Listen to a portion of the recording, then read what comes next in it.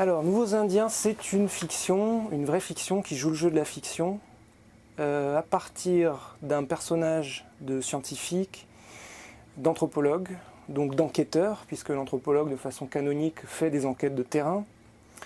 Et puis cette enquête change d'objet, c'est-à-dire qu'à partir d'un projet d'observation de jeunes musiciens en Californie, sur le terrain américain, donc, le Nouveau Monde,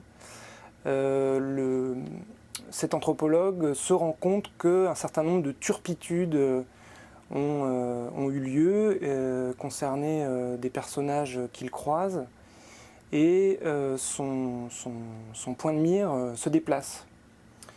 Puisque de cette étude sur les musiciens, cherchant à dégager comment ils font pour improviser ensemble, pour jouer ensemble, quelle est cette magie, il en vient à se rendre compte que sur le campus où il travaille, une jeune fille qui s'appelle Mary a disparu de façon étrange suite à un problème d'anorexie, mais qui a l'air d'être une forme d'anorexie très étonnante, puisque ce personnage perd du poids par à coup.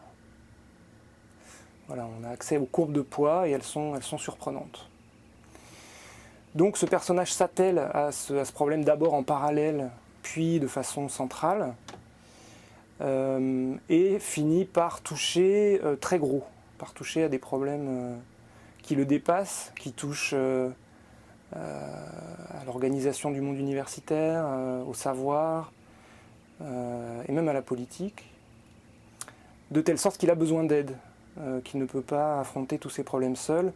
Et un certain nombre de personnages qui l'entourent vont jouer ce rôle. Son colocataire, qui est une espèce de vieux bouddhiste trop gourmand, qui s'appelle Joël. L'une des musiciennes avec lesquelles il va avoir une relation très forte, qui s'appelle Mary Teresa. Voilà, une espèce de petite famille qui se reconstitue autour de lui alors qu'il est loin, dans ce nouveau monde qui n'a peut-être pas tellement changé depuis ses premiers observateurs européens.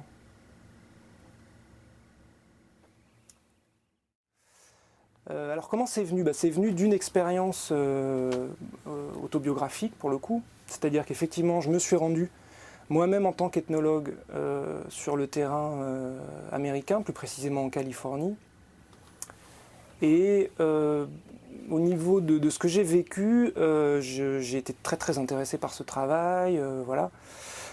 Et en même temps, il me fallait plus. Donc le travail de fiction, ça a été une espèce de valeur ajoutée accordée aux souvenirs que j'ai gardés de cette période. Et le fait de dévier d'objets a vraiment recouvert une espèce de nécessité au niveau de la curiosité, quoi.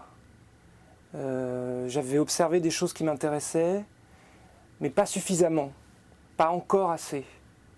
Et donc j'avais envie de créer un objet d'intérêt qui n'existait pas.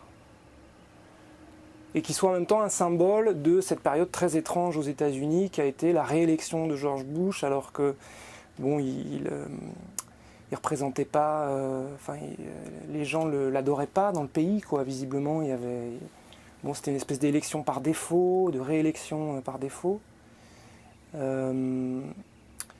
Et je cherchais un thème qui symbolise l'atmosphère que moi j'avais sentie aux États-Unis, plus spécifiquement en Californie, plus spécifiquement dans un milieu d'artistes et d'intellectuels à ce moment-là.